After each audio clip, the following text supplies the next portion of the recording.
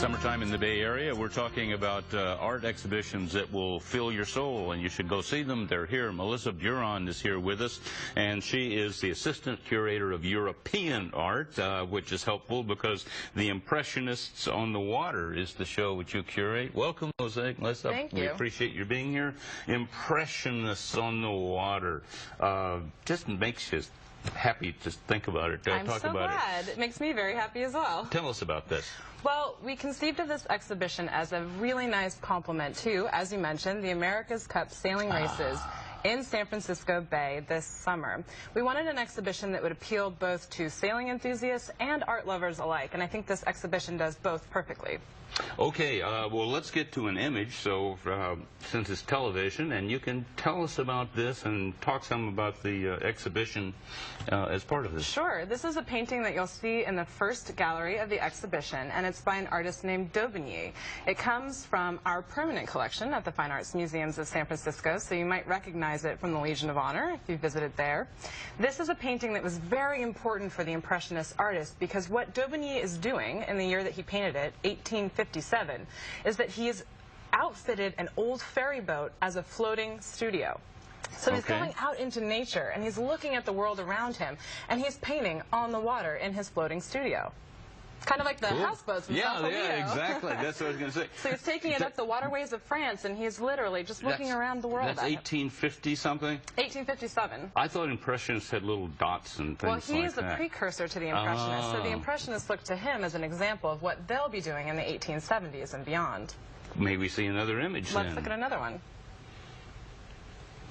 So, yeah, go. And this is a painting by Monet, also from our permanent collection at the Fine Arts Museums. And you get this amazing perspective, like you're actually on the water. Monet is looking to Daubigny's example. He also uses a floating studio. So this wonderful perspective, like you're surrounded by the water, is probably because Monet was actually painting from his floating studio as well. Remind us then of the Impressionists, kind of frame them in terms of time and what makes somebody an Impressionist and all of that stuff. Well, in 19th century France, the typical way for an artist to be trained was to go to the École des Beaux-Arts. It was the national government-sponsored school for training artists. So you'd have all of your studies, you'd submit works to a very formal process called the salon. If you could get your paintings exhibited at the salon, you could probably have a potential patron, you could sell your work, you could make a living. Now, the Impressionist artists were painting something so different from what the salon sanctioned, they couldn't get their paintings exhibited at the salon. So they said, to heck with this, we'll create our own Impressionist group shows, of which they had 8 sequential, starting in 1874. So they rejected the salon. They said, we want to paint out of doors, we want to paint modern life, we want to paint the world as we see it around us. Okay, and remind us, who are the Impressionists? What names would we want to do? Well, and this exhibition really presents a who's who of Impressionism. So you have Monet, Renoir, you also have Pissarro and an artist named Sisley. One of the most important painters in this exhibition, however, is an artist named Gustave Caillebotte. I know we have an image of his, but we might be looking at that a little bit later. Okay. Gustave Caillebotte. Gustave Caillebotte, and he's so important in this exhibition. He's really kind of like the rock star of the show because not only is he a wonderful painter, but he also designs boats and sails them himself. It's really incredible. Well, let's have another image, and we'll get to Mr. Caillebotte in a bit. Here we're looking at Caillebotte in his boat named the Roast Beef. I kid you not, he named his boat the Roast Beef. It must have been a good inside joke. But we're looking at Caillebotte at the tiller, at the helm of his boat. And if you look very carefully when you come to see the exhibition, you'll see that he's maneuvering that tiller with just one finger. So he's saying, I've designed this boat. It's so easy to sail, I can just put one finger on the tiller. So he's showing off a little bit. He's really showing off. So remind us, what makes an Impressionist an Impressionist? When you look at it, what are the aspects that we could see if we knew what you knew? Sure. So when I was talking about the salon, one of the things that they would expect from a painting was this really finished surface, almost really denying the hand of the artist in any sense. So you wouldn't be able to see the brushwork at all. With the Impressionist painters, you see the hand of the artist everywhere. You see that they've really taken this paint and applied it very thickly in big passages, and you really see the sense of movement and light and atmosphere. We see another as she tells us about this. And so it's outdoors, obviously. Yes. And where are all these painted?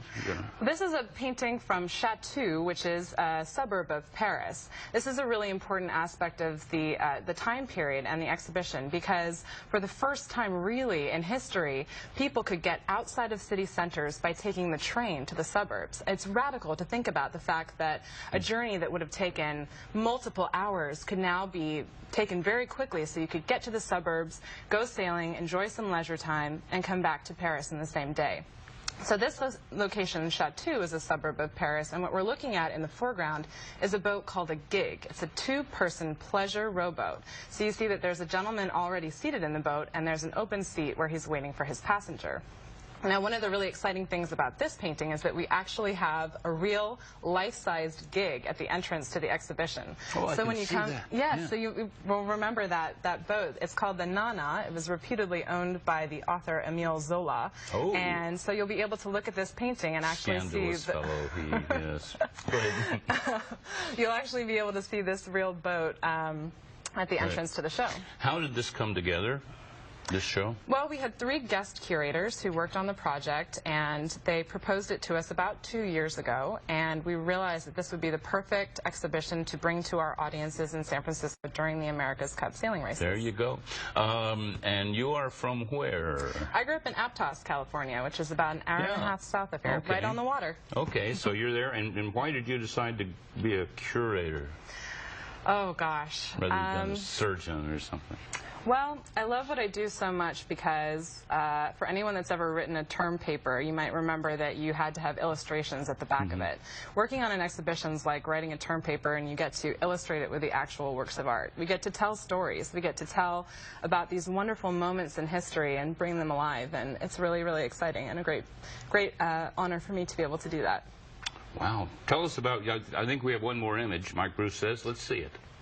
Well, this is a regatta at Argenteuil. This is a perfect image to wrap up our conversation, because I think this is very much what we'll be seeing on the San Francisco Bay this summer. Argenteuil was a really important location for the Impressionists because when they wanted to go and watch these sailing races, this point at the Seine River was the widest and the deepest. So it's really where all of the sailing races were taking place in France at the time. And that's what we're seeing here? Yes, you see the boats in full sail in motion, and you see a group gathered on the banks watching them and probably cheering on for their favorite boats. Maybe the roast beef. How many images in this exhibition? There are 85 works in the exhibition, but it's important to remember that there are paintings, works of art on paper, there are the full-size boats, and there are also boat models. So there's really a plethora of different materials in the show. And where is this?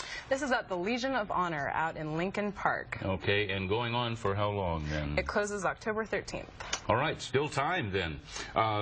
Timothy Brugard's going to come back. Melissa Buron, thank you very much. Impressionists on the Water, go see it. We'll be right back.